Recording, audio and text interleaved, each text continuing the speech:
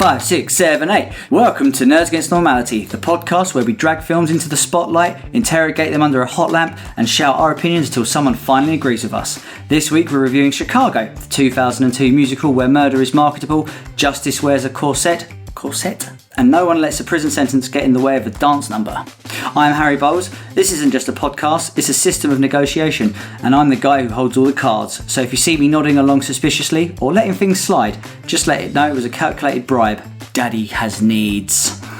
With me is my wife Stacey, the snitch who's about 5 minutes from filing a report on both of us using a colour-coded sticky note. That's a code 212 violation, Harry. And finally, dragged in from whatever holding cell he calls a flat, Ben Sheridan. Ben's officially detained for crimes against podcast etiquette. If preparing for our recordings were a felony, he'd be doing life without parole. I thought we weren't going to mention this on the podcast.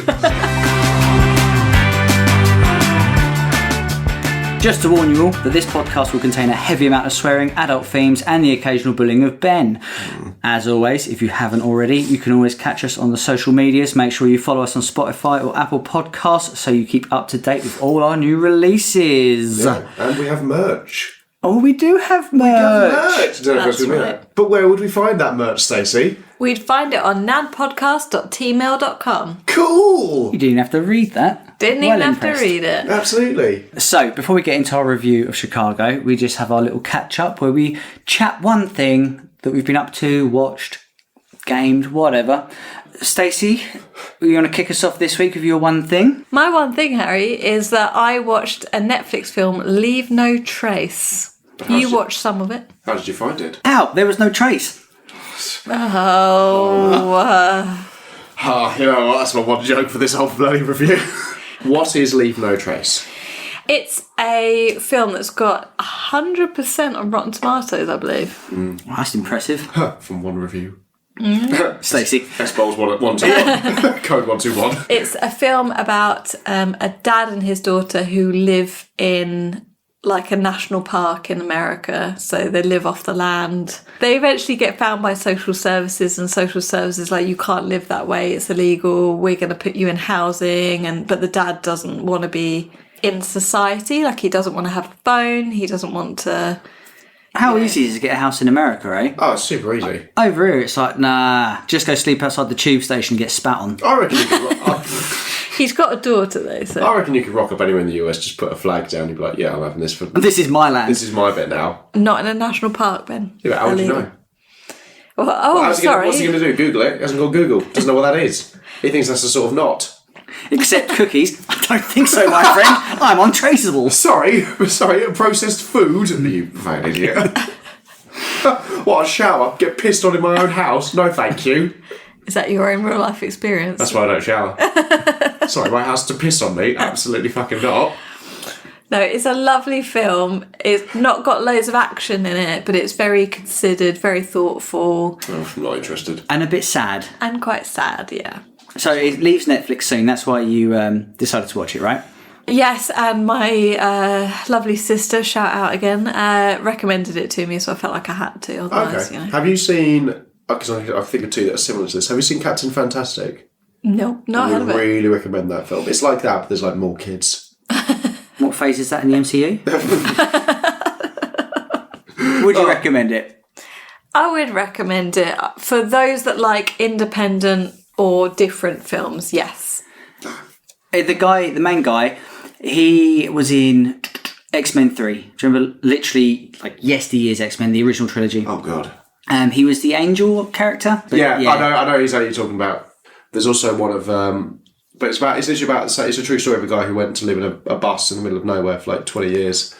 And then I think, spoiler alert, he shot himself. Oh, my God. It's kind of like Into the Wild. Is that the one where you've got a guy in a caravan and That's the one. Eats the wrong... Yeah, that's the one I'm thinking of. Oh, he accidentally eats the wrong foliage and kills himself. You fucking idiot. You two are heartless. It says you. It's quite hot today. It's very hot. What does that mean? Which makes me aggy. You just get a bit cranky. Can we also, the listeners know, I've got at the moment 2 shirt buttons undone by the end of this review. Not because of the review, they will be undone. Fully. Okay, for the listeners, Ben has walked in a linen shirt and he's looking like a Wetherspoons plate and he's absolutely obsessed with it. We've now called him 3 for 10. Last week he was in shorts. This week he's in a linen shirt. We don't know where this is going to go. I don't know where this is going next. Just be a vest top next time. So, I took the recommendation from our previous guests, Dan and Hannah, and we've been watching Fringe. And we finished season 1 of Fringe, season 1 of 5. And Spoiler alert, she does get a fringe. she does get a fringe. We've seen the GIF. Oh, is that why it's called Fringe? It's the only reason. Yeah. Oh, fair enough then. I don't know how they'd make 4 more seasons of that, personally. Oh, God, I've never seen it. You ever heard of it? I have heard of Fringe. It's J.J. Abrams? Yeah, J.J. Abrams, just before he got the Star Trek gig. Oh, and really? it was after Lost, Oh, okay, this is post-Lost. post-Lost, pre-Star Trek, I believe. Okay. And, lens flare aplenty. Oh, It's is good. it there? You have to watch it with a squint.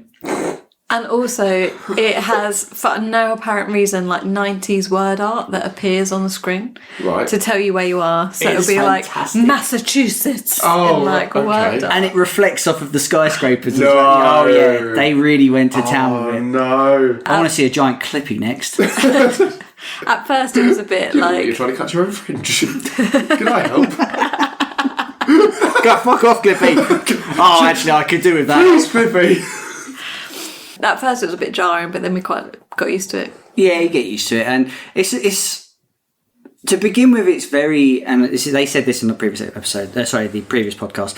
It's very episodic, bit Monster of the Week, All right. bit X-Files ish, but more sciencey, right?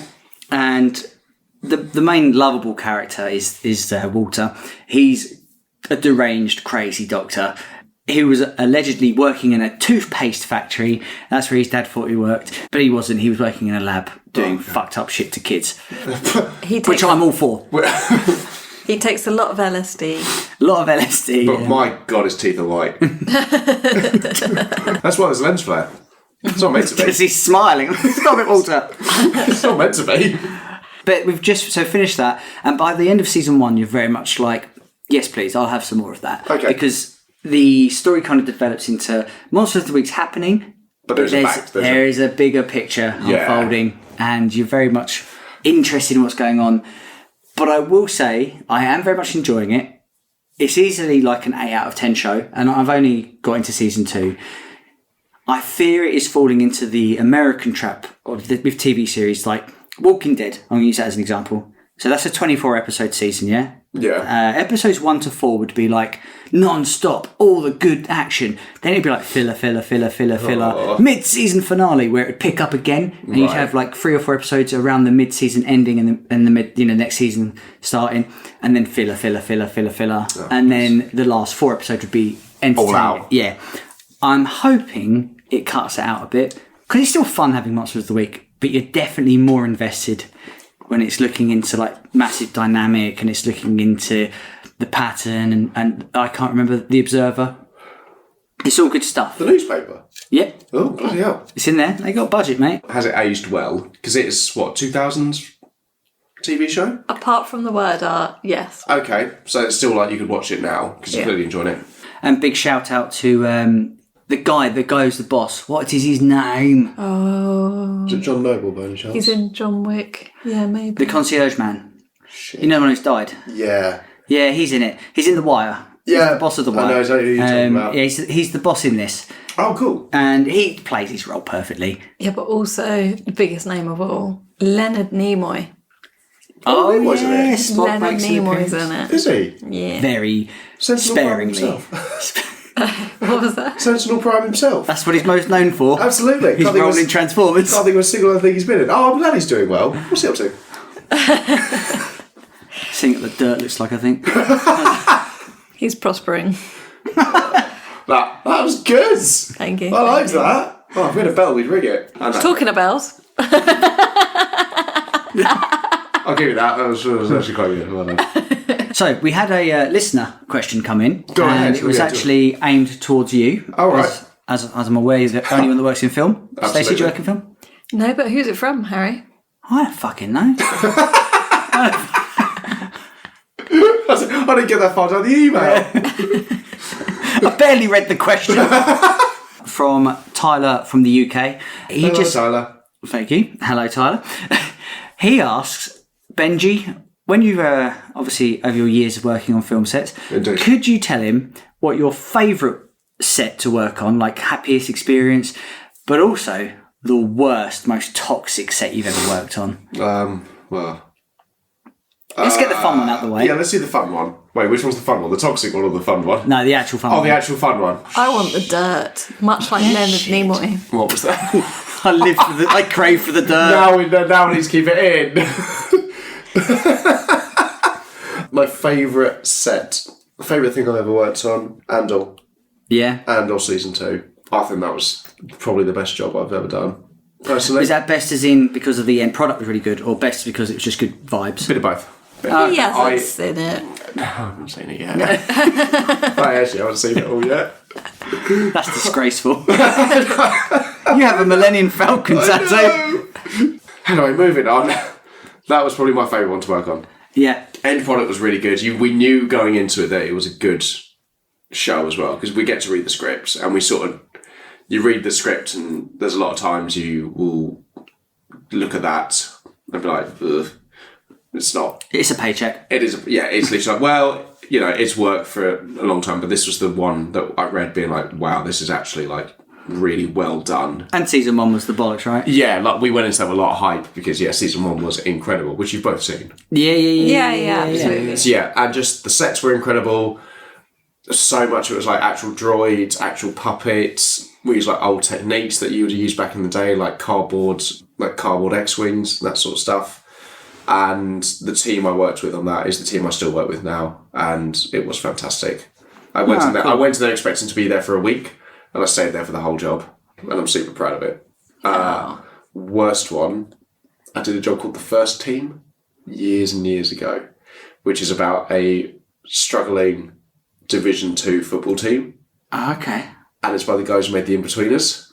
Oh, never even It sounds incredible so far. It's shit. Yeah. It is so bad. Who's in it? I couldn't think of anyone who was in it. Like, generally... What is it called again, sorry? The First Team. I think the biggest person we had in that was Gary Lineker makes a cameo. Oh, okay. Oh, Will Arnett. Will Arnett's in it. Oh, okay. As the head of the not the manager, the owner of the club. How many seasons? Harry's Googling it at the moment. Harry, can you also look at can you tell me One season, so I don't think... Can you tell me what the average score is on... Jurgen Klopp makes an appearance. Yeah, Jurgen Klopp's in it. Yeah. Phil Wang's in it. Have you got the... What? Have you got the average score? Yeah, I've just gone on to IMDb. Can you tell me the average score, please? I'm surprised, 6.1. Oh, it was not that when I first saw it. No. It was on like a 3. No. It was meant to do 3 seasons. It did one. BBC production, quite low budget. Even though we were going to like mental places, like we were going to like loads of the football stadiums. Like we spent 2 weeks in West Ham's stadium, and it just wasn't funny. So this must have it come out in 2020. So I imagine you must have been working on it. What 2018, 2019? Yeah, so roughly. Like COVID. Came out during COVID. Yeah, rough. I watched one episode, turned it off. Immediately turned it off because I was like, I can never ever watch this. It was one of the first things I probably worked on as well. Yeah, fresh out of uni sort of thing. Yeah, so it's like starting. I was like, oh, look at this, an actual film set. It's just not. It's not funny. There's so much of it. It's just like, oh, look at that. I'm going to fucking spaff on your shin pad. It's like, why would you do that? That's awful. That's a health code violation. This is really awful. I'm playing centre back today. I need those gym pads. I can't be focusing on that. Makes them easier to put on, though. Yeah. Slip and slide, yeah. Okay, well, with that in mind, let's get on with our Chicago review. Let's get on with the review. On with the review. Chicago throws us into the glitzy chaos of the 1920s, where Roxie Hart shoots her lover and discovers that murder might just be her big break. Behind bars, she meets Velma Kelly, a fellow killer and a rival showgirl. The two battle for the limelight with the help of slick lawyer Billy Flynn, who turns courtroom drama into full-blown musical theatre. It's a tale of fame, fakeness and fishnets, where truth is optional and jazz hands are mandatory. Released in 2002, Chicago is directed by Rob Marshall and stars Renee Zellweger as Roxie, Catherine Zeta-Jones as Velma, Queen Latifah as Mama, Richard Gere as Billy, and John C. Reilly as the lovable idiot Amos.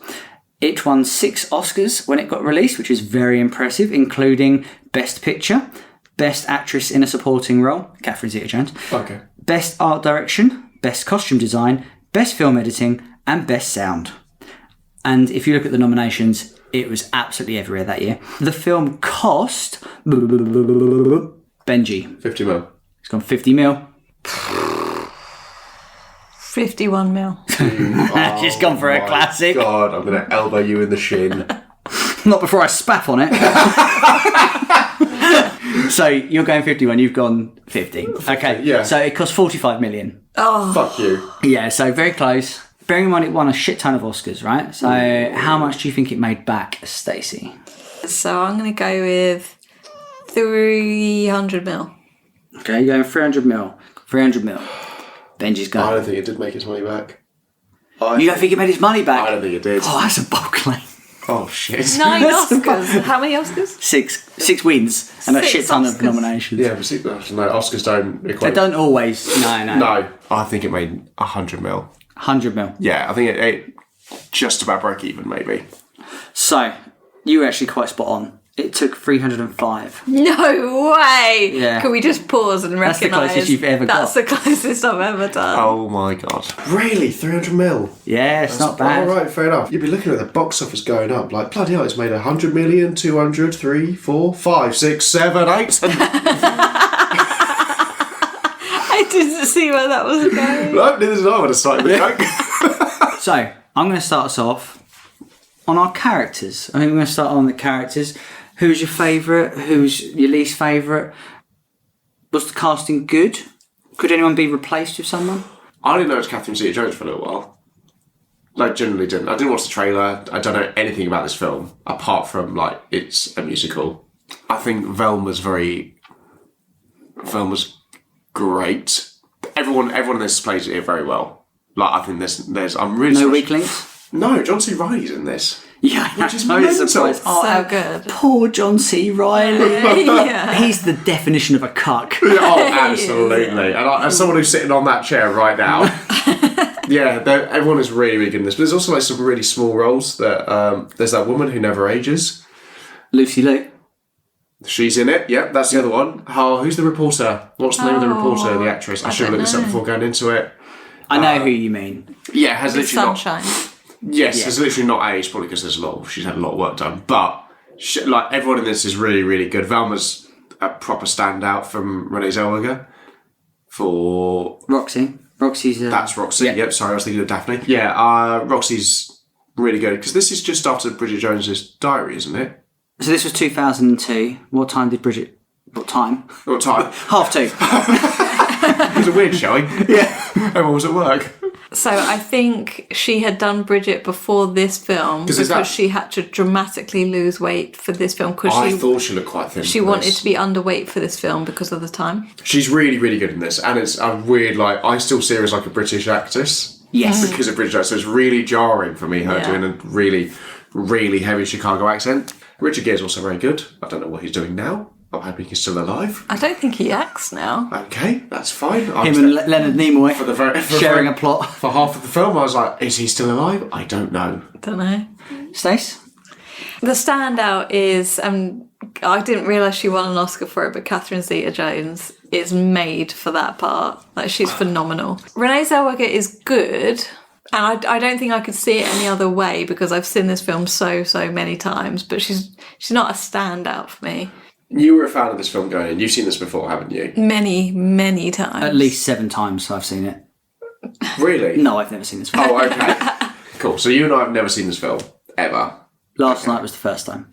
Fair enough. Queen Latifah was a surprising good cast. I remember at the time being like, what? Queen Latifah's in it? She's a rapper. She's awesome in it, as are her boobs, may I say. There is a lot of boobs. It's taking up most of the screen. Yeah. And I watched this in 3D. yeah. Smacks in the face. Yeah. And this is a really obscure character to pick out, but I really like the Hungarian lady. The one in that the actually prison? gets hung. Yeah, because she is the only one that actually maintains her innocence. So as a character, like, she's quite interesting because you don't know what she's saying ever. You don't know her story, you don't know what's happened, but she maintains her innocence. And when she actually gets hung, it's quite sad, I think. Yeah, it's only around the waist. She disappears. Yeah, so if anyone offers you a hanging, it's totally fine. Wear this Batman suit first. Put this orange in your mouth. What? Why? Put these tights on. I'm Oh, see, you've already got them on. That would be with the Batman costume already, all right? You can't be like, oh, I'll put the cowl on as well. It's like, no, it would be part of the costume, okay? I wear one shirt. I try once to look nice. And Tim Martin thanks you for it.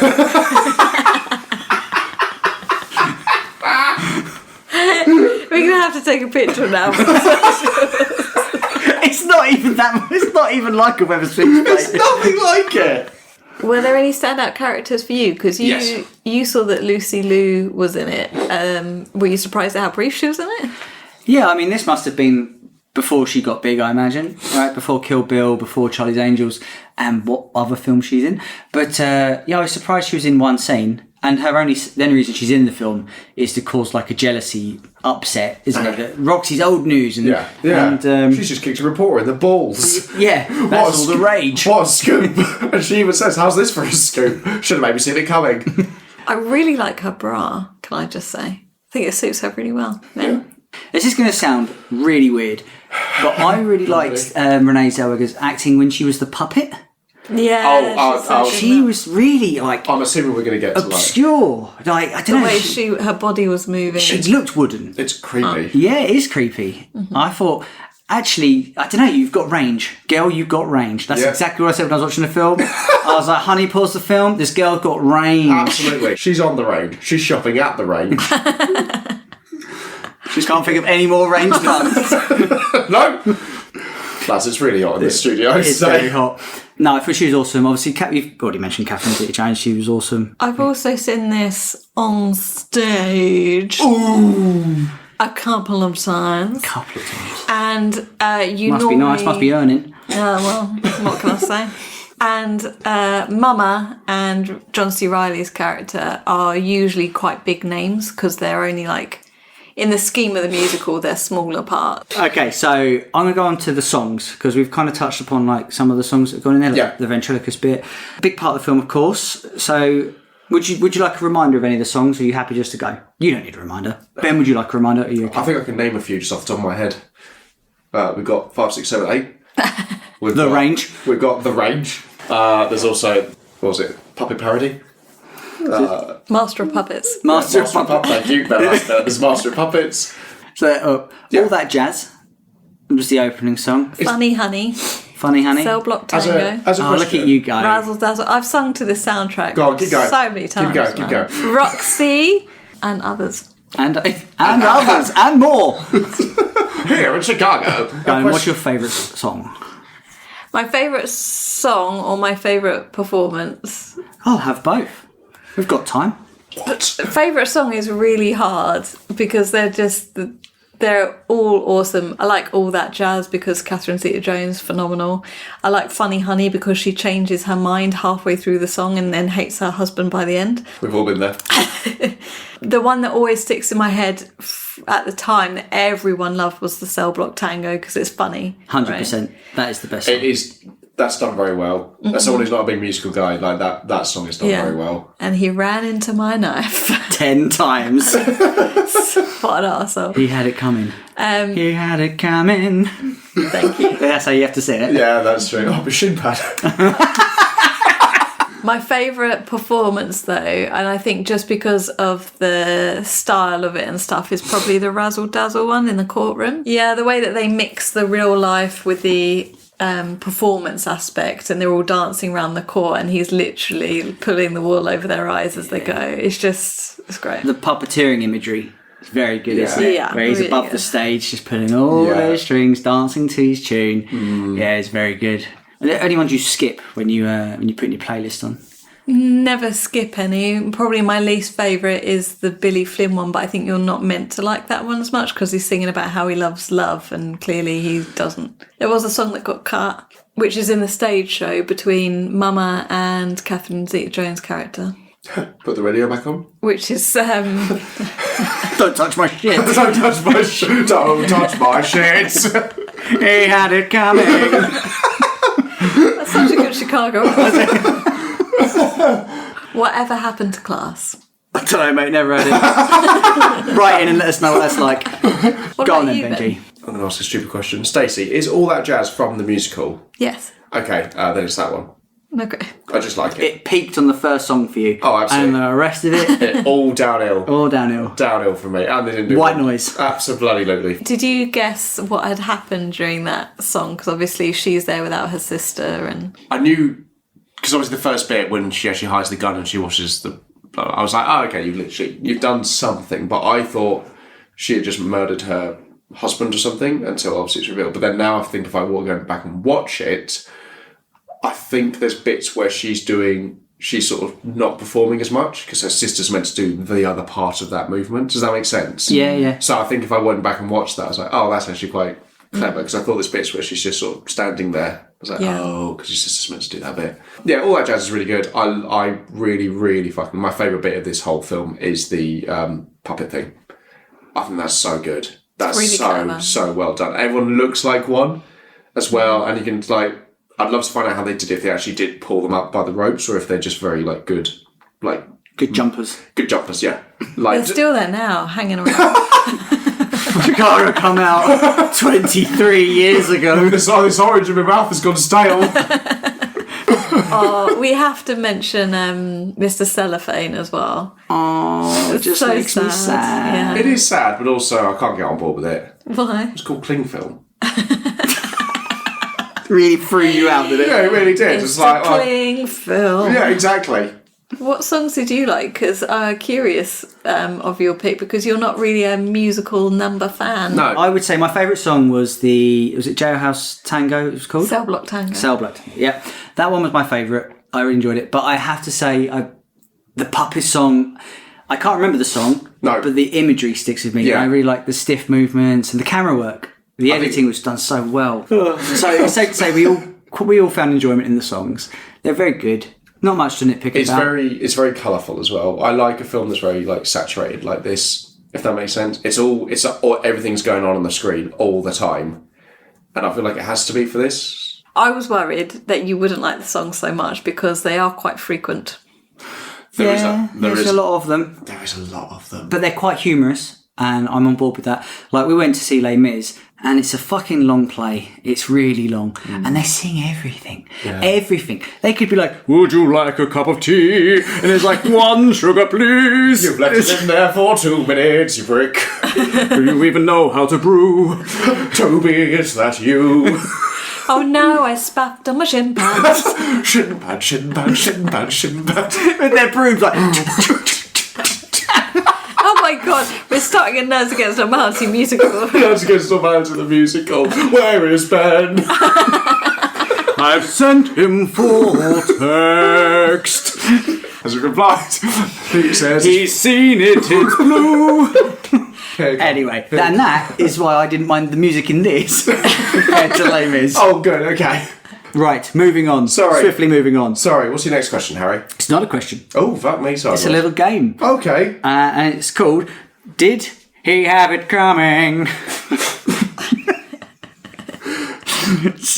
Okay, so the first one's going to feel like a bit of a jab at you, Ben. But oh, is it really? Oh, God, I didn't see this coming. Literally. You got killed for this reason, and we have to agree if he had it coming, you know? All right. So, he didn't reply to the group chat for 6 days. 6! But we saw him post on Instagram. Did he have it coming? Yeah. Did he, Ben? I can't answer, I'm dead. It could be anyone. Would you die going, I deserve No. I had it coming? No, I'd burn everything. With jazz hands up in the air. Shin pads on. Shin pads on. He's stuck right on. He's died whilst being hung in a Batman suit. Yeah. No wonder he couldn't text back. I've got a feeling if you ever did find me hung by my neck in a Batman suit, you would tell everyone. It'd be our socials. I'd use it as clickbait. Ben follows through with Batman promise. You won't believe how this story, you won't believe how it ends. I would say, yeah, I probably did. Okay. How would it have happened, though? I like to think that someone would, like, get a phone and jam it down your throat. Oh, like that bit in John Wick when he gets the book and he's like, Yeah. read this. Yeah, I yeah, think literally like that. I assume he says that. You've been fantasising about that for a while. No. Right, so number 2 is a stab at myself. Oh, lovely. The topic hijacker.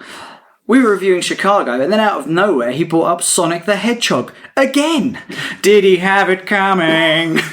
No. No, we No. like a bit of I don't Sonic. die for that. No, I don't think so. I could think of many other reasons why. Oh, absolutely. And we're going to name them now. Let me just bring out my list. Let me bring out my sketchbook. I can't name them because I'll be the first person they come to if you die. It's true. When there's a podcast recording of oh yeah, I would definitely do. Oh, yeah. Okay, so I don't die for this. No, I don't think That's so. nice. And this one's aimed at you, Cool. Stacey. Okay. The serial spoiler. We said no spoilers. We made a rule. She opened the episode with, "So when she dies at the end, did she have it coming?" Yeah. I don't yes, think so. unforgivable. It's unforgivable. Yeah. No, what you say all the time we have a spoil-free review. Yeah, but if we have what?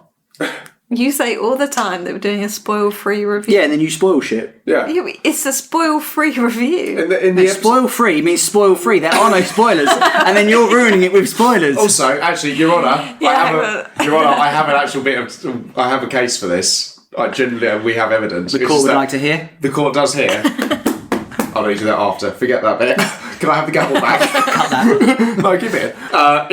When you said about your one thing, when you were talking about You season 5, you spoiled it in the first bit. Did I? You did. You said he does the thing. And Well, Silo. Look. And Silo. Okay, look, let's take a vote on it. No. Yeah. Yeah. Damn it. Okay. Nice. So these are now just generic people that Good go. should. People who don't know how to use indicators. All right. I'm sitting at a roundabout, waiting my turn, patiently looking to see which direction the other driver is going, and bam, no indication.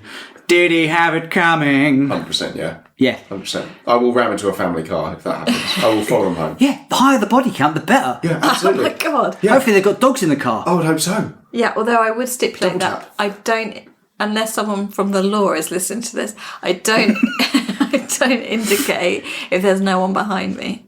Well, then Is that's that incorrect. Apart from only if they're coming into you at the side. Okay, cool. So I've died twice.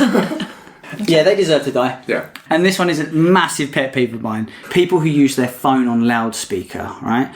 You just sat down for a 2-hour train journey and the roadman next to you has to let everyone know what's happening in his life. Did he have it coming? Roadman or rude man? Roadman. What's a roadman? Roadman ting. Does he work on the road? That's what we are. It's what this podcast is. It's the audience that we go for. Is he watching you drive into other people and he's like, Hopefully. oh god, I'm next? And I'm like giving the eyeballs. Oh God, you're precious, Stacey.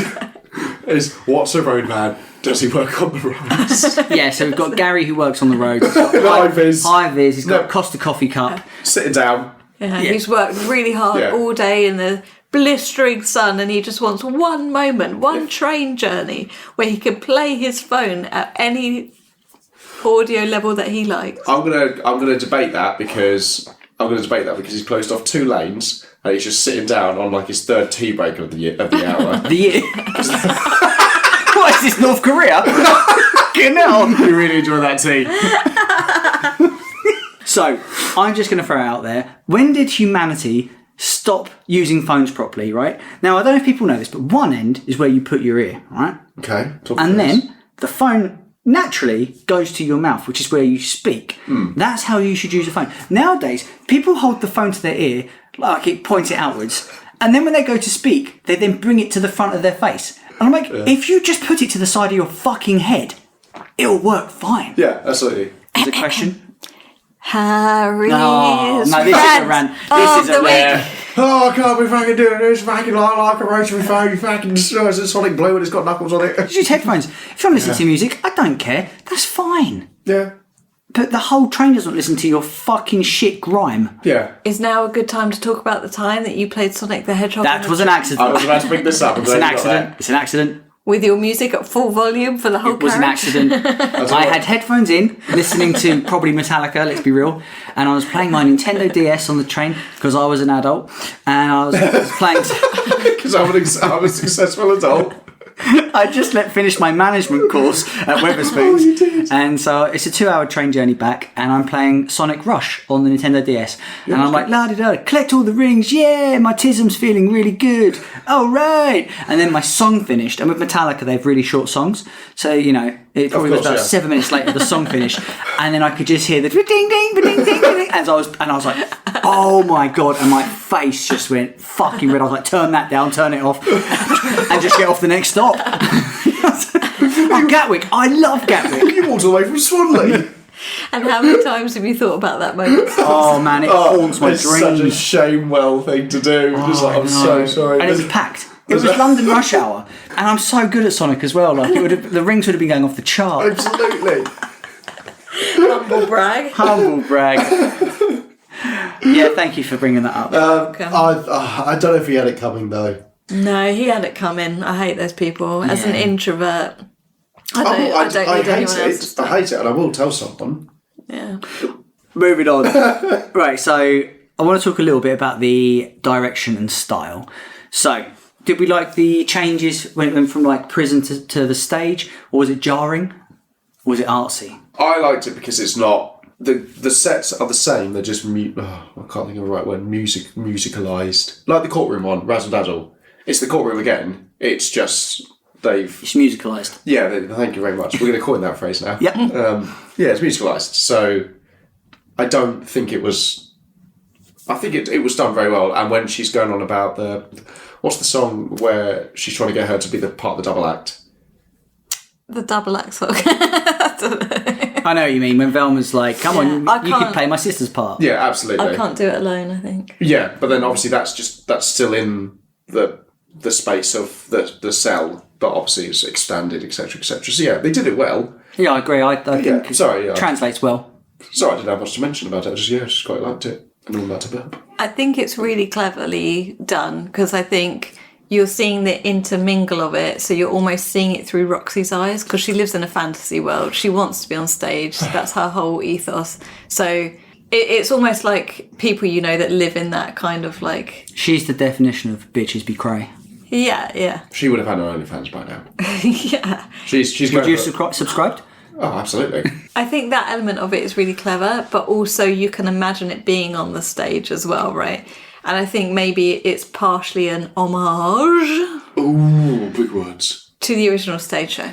But it's from that perspective as well. Like they put the people in like the stalls of the bits where they're doing the musical numbers. They put people in the audience as well. And like the final of it is an actual stage show they are performing, but it's sort of gone full circle on itself again. So yeah, it's good. So I've got a question specifically aimed at you. You've seen the show. That's me. So, did Rob Marshall, the director, do Bob Fosse? Fosse? Is that how you say it? Bob Fosse? Yep. Did he do him justice with the choreography, the direction of his film? So, give us a little bit of history about Bob Fosse first of all. Oh, need you ask? Yes, I just did. Yeah, I generally don't know who's Bob Fosse. So Bob Fosse is a legend for musical theatre. So the original stage show was created by Bob Fosse, and he also did other things like cabaret and things like that. And if anyone's ever seen cabaret, this is very similar to that. Please don't make me watch more. It sounds similar to Chicago. Does he just do that? Is it like all like jumping on chairs and then? It does have chairs in it. Okay. No. A lot of films have chairs in them. No, cabaret is very, very different theme. It's got Nazis in it. Okay. All right. I'm leaning forward. I'm interested. But it's very similar in the sense that the musical numbers take place on a stage and you can see it it is in a small theatre itself. But Bob Fosse is famous for feather dancing, where you see women with big feather fans. Okay. So you would have seen quite a lot of feathers. Mama had the fans, did she? Mama had a fan, yeah. And I think in Billy's song, some of the women had fans. Okay. As well as Razzle-Dazzle, they had a few little fans. And did he do it justice? I think so, yeah. Can Bob Fosse sleep well? with Leonard Nimoy. I hope he can. Oh, was he dead? He's bloody dead, mate. But he's not in the dirt, he's in the sequence. Oh, okay. Oh, fair enough. Okay, so there wasn't too much to talk about that, but legacy. So we discussed it earlier. This was a big film, right? Yeah. 300 million. It was the first musical film to do big numbers in years, right? So the 80s, 90s were pretty barren for musicals. It didn't really happen. No. So obviously 90s was like action, wasn't it? And Best year. it was a very good year, and so was the 80s. Yeah. The 80s was awesome. But no, this film came in with a bang. Do you think without this film, you get like Hairspray, Dreamgirls, those sort of things? Do those films exist thanks to Because this? they all sort of came out not roughly the same time, but they... So this was There was a big- 2002. Yeah. Hairspray and Dreamgirls come out the following like 3-4 years later. Okay. Oh, did they? But there seems to be a... I'm going to say yes, because I don't remember the last musical before this, which may have been Moulin Rouge, but it may have come before. Moulin Rouge was just before this, Okay. but was more niche. Right. And didn't have the massive appeal. And Harry didn't like it. I fucking hate that film. Cult classic. Moving forward, you've got like Greatest Showman, Yeah. stuff like that. But it seems to me that there's two levels of a musical. Like, those are they're not like your huge ones up in like West End shows. Like, they tour and they do that sort of stuff. But then we're now in that world where Wicked has just done huge numbers.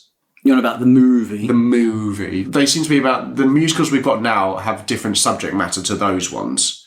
And I wonder if this would have happened anyway without Chicago having done very well.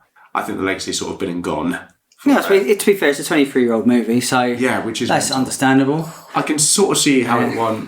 The closest thing I've got to... the closest comparison I've got, like a modern one, is La La Land. And I think that actually borrows a lot of stuff from Chicago. So yeah. That did well. Yeah, I wouldn't be that's a surprised good if that one. won awards. Yeah, like... Alright, so Stace, you love being problematic. So, She does. she does. That's me. Do you think this film holds up in terms of, you know what I'm trying to say? Does it portray women in a nice light? Is it problematic? Has it aged gracefully? Anything aged badly? Yes and no. I like how it's predominantly a female cast. Mm-hmm. I think it kind of shows women as women. I don't know, that sounds funny, but it's not a woman through a man's eyes, if that makes sense. Very murdery. Very murdery, yeah. They're all out. Is that what you all think of? Yeah. They're all out for themselves when they're in the prison, but they've also all been wronged by men in their eyes. Most of them. Fuck off. In their eyes. How has Amos done anything wrong? Oh, I love my wife and I go and work to make No, sure she's no, okay. no. What a Amos. bastard! Oh yeah, that's No, no worries. Amos. I'll tell the police I murdered that guy. God, I'm here trying to sell me cling film, which they're calling it the wrong thing. Not Amos, Fred Casely. Who's that? Is that Velma's? The guy she slept with that promised her. Oh yeah. Oh yeah, and he's like, you're just two skinny legs and a piece of ass. Everyone's Connected to a big torso. so like I kind of like that about it. What isn't so good is sometimes Billy Flynn's character, because he's like, especially in his musical number, they're all fawning over him. But then I guess Renee in turn kind of manipulates him in the end. So. Like, She tries to. Yeah. And then when Miss Hungarian gets to the gallows, she Yeah. soon comes crawling back. I just felt like- I'll do what you say, Mr. Gear. Yeah. Also, and I know you asked this question to Ben, I don't think Chicago actually has much of a legacy.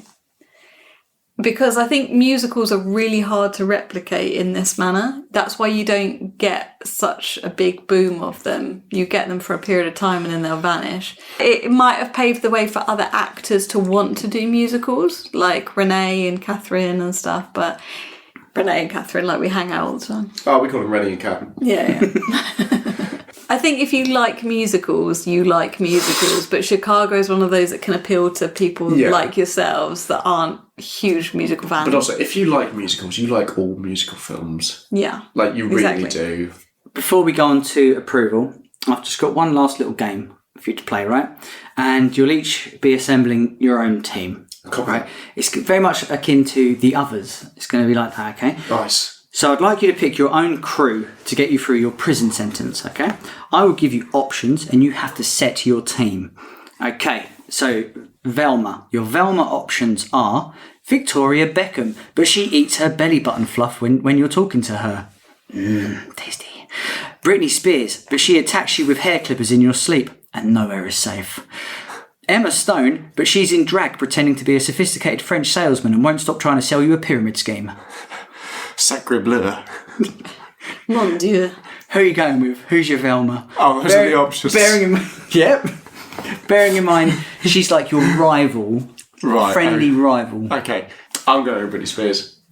But she could attack you with hair clippers. Yeah, but could knock a door. No, she's in the cell with you, mate. Oh no! Yeah. I didn't know that. Yeah, I just made that I up. want to change my answer. Never put Britney in a cell. Free Britney. So who are you going with instead of Britney? Emma Stone. Emma Stone, but she's trying to sell you a pyramid scheme in a stupid, pretentious French Yeah, accent. absolutely. But I feel like In drag. I do. My only worry is that eventually I would buy into it.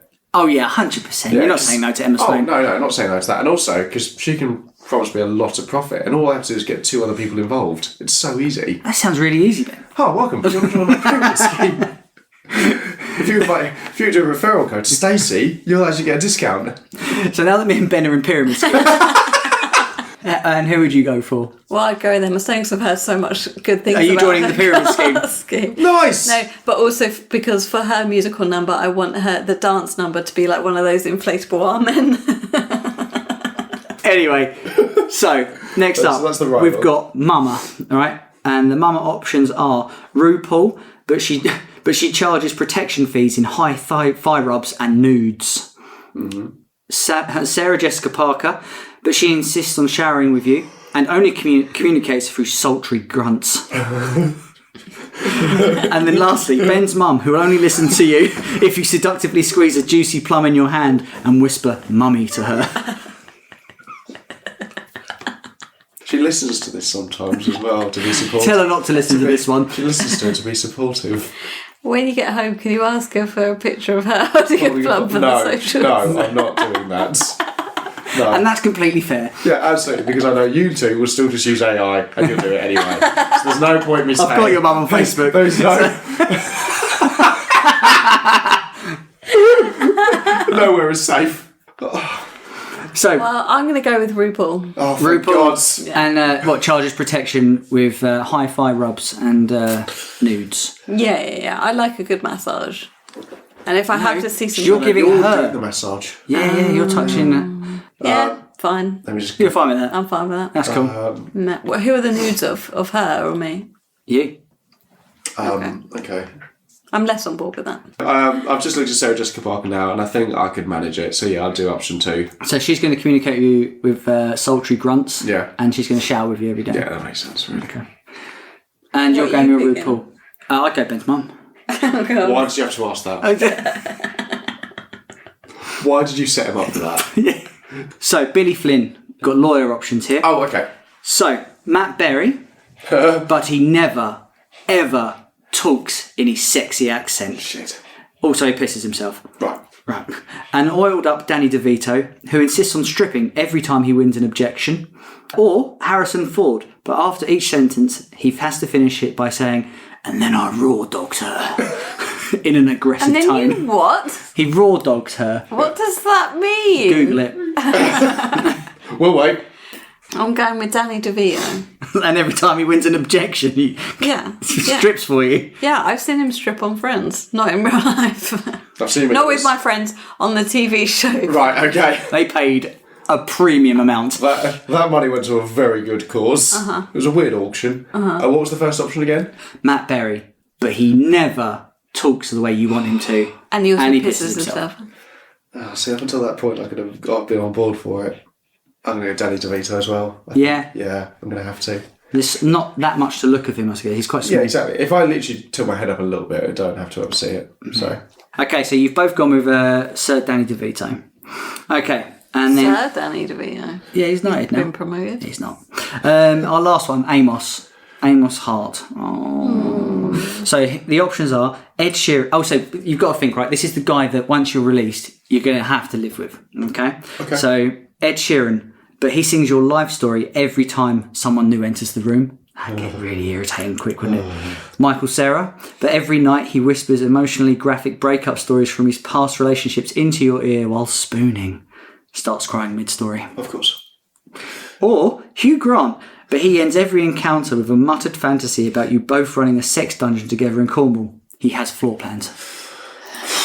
He has floor plans. Okay. Yeah. Pro, I do like Ed Sheeran. Con, I don't want anyone to know my life story. Option B. Michael Cera. The spooning, the crying spooning. Pro, I'm sure he's a good storyteller. But every night. Con, I do need to sleep. I don't get a lot of sleep anyway. Hugh Grant. Pro, I do like Cornwall. Con, planning permission could be a nightmare. Pro, you already have the Batman suit.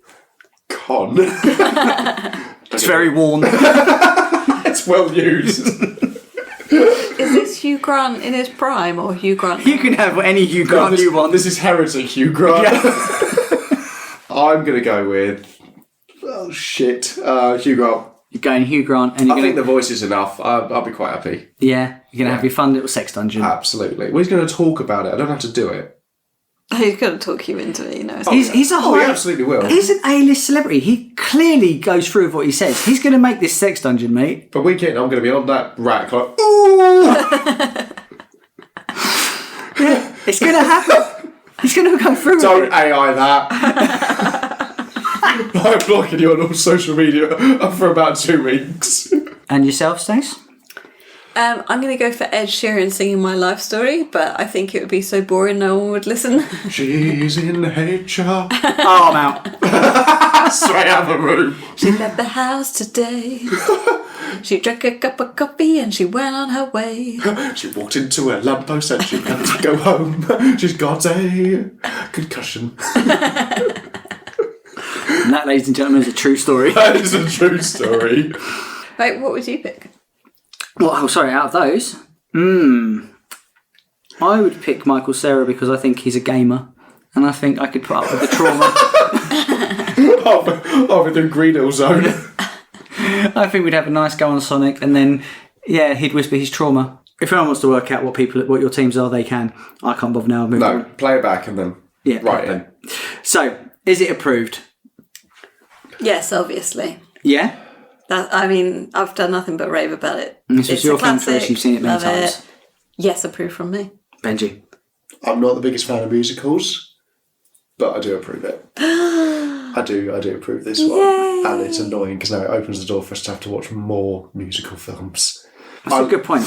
Yeah, exactly. We got to think I don't approve it now. I think it's better for me that this is like a real life sort of story. It's set in like the real world musical, if that makes sense. Like I didn't really like Wicked, but because this is 1920s, I like jazz, I like Chicago. Sound of Music, here we come. I like that. It's kind of a true story, I guess. Yeah, I think it just appeals to me. I will approve it. I very much enjoyed it. Despite wanting to really I really didn't want to. Yeah, I really... Yay. You don't listen to this podcast for reviews, okay? Sometimes we just have the bias going in. Yeah, I didn't. I thought it was really fun. I thought the songs were good. I thought the acting was terrific.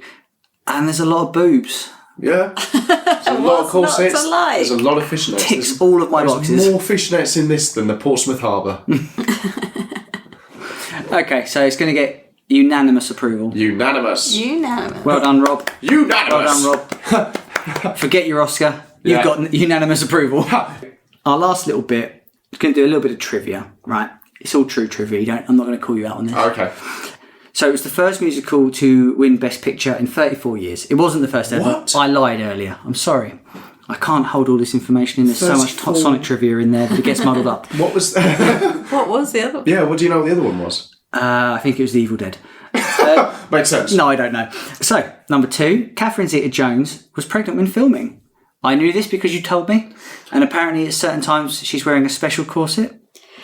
I think talking of boobs, I think they actually struggled to get her boobs because they were starting to grow into the corset. Great. But she wears a long corset, whereas everyone else doesn't at times. Jesus, they make her do those dance numbers. I know, so that's even more impressive, What? There's right? a bit when she literally flips over the chair and slams a vag down onto it. But she's going to give him birth right then. You heard the kid go, ow! Number 3, and I think this one is actually very, very impressive. So Richard Gere, he learned tap in 3 weeks. Oh, I was going to ask. No body double. Wow. I was going to ask if they use a body double. Not That's once. amazing. 3 weeks. Yeah. That's too tired, isn't it? No, that's too much. Yeah. I suppose you could just put on some like loud shoes and do it. But yeah, I thought it was a sick little stat. That's weird because a lot of the shots are just of his feet as well, so quite easily could have been a body double. Yeah. I assume they Foot did. double. You would have I think you would have had one. Like all of them have got Yeah, of course. dance doubles because there's definitely shots where they cut away from their face. It was like, oh, okay, this is too dangerous for you to do, but your dance double could actually do this.